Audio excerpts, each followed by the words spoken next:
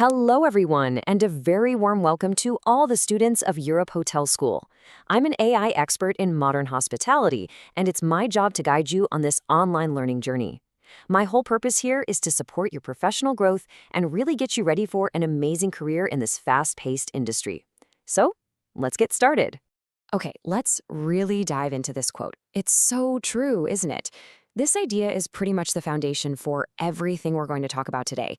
Because, you can have all the best technology and procedures in the world, but what really makes that heart, the front desk, what makes it strong? It's the people. It's the relationships between them. So here's our game plan. We're going to break down why Team Harmony isn't just some fluffy, nice-to-have thing. Nope, it's a critical core skill for operations. We'll start by talking about the hotel's heart. Then we'll get into the bedrock, trust and respect. After that, we'll look at the power of good communication and empathy. And finally, we'll tie it all together to show how it impacts the one thing that matters most, the guest experience.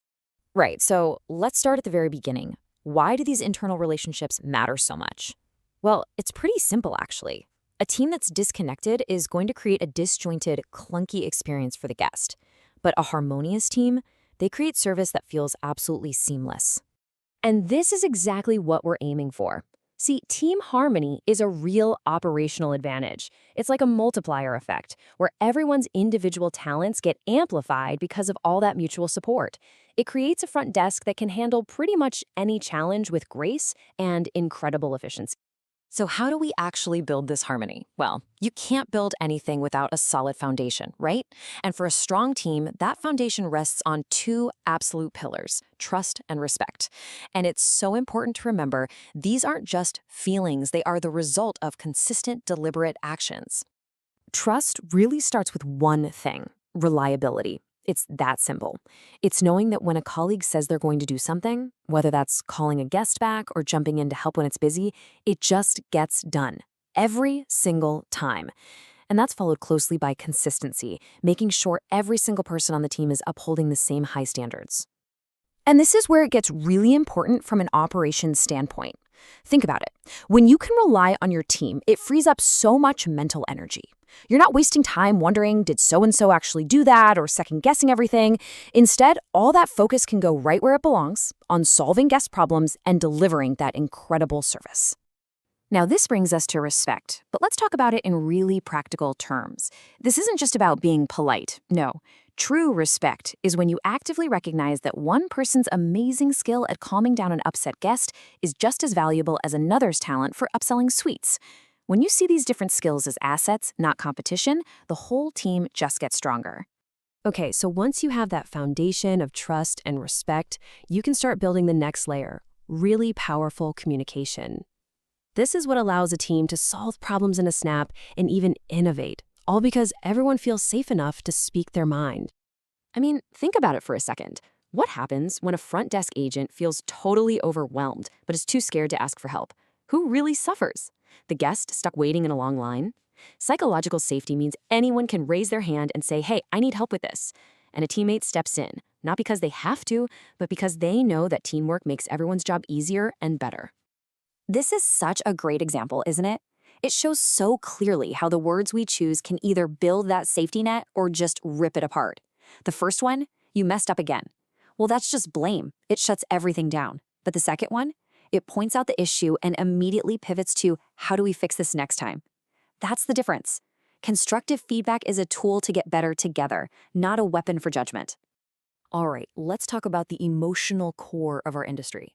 Working at the front desk involves a lot of what we call emotional labor. It can be draining. An empathetic workplace is one that gets that, and it provides the human support system people need to really thrive under that pressure. This simple phrase, this is empathy in action. It's one person seeing the stress in their colleague and just stepping in. Honestly, that one small act does more for team loyalty and morale than any formal company policy ever could. It's a powerful way of saying, I see you, and I've got your back. And right alongside empathy is appreciation.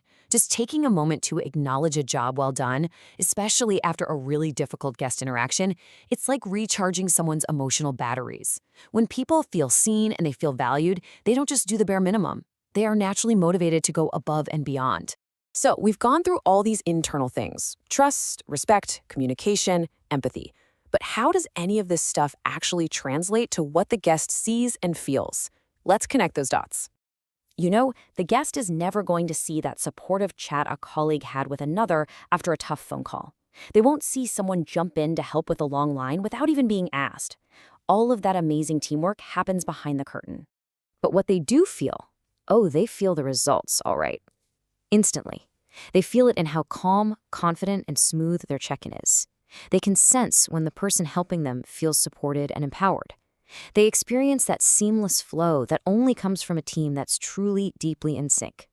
At the end of the day, a harmonious team is a high-performance team. It's that simple.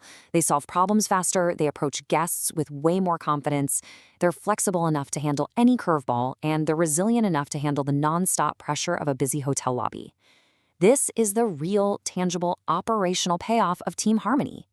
So after all this, what's the big takeaway? It's this. You're not just training to be an employee. You are training to be a team builder. All these things we talked about, reliability, respect, empathy, they aren't just for managers. They're for everyone. They're going to be your responsibility. So I want to leave you with a question to think about. As you get ready to start your career, what's going to be your first step to building harmony in your team, right from day one?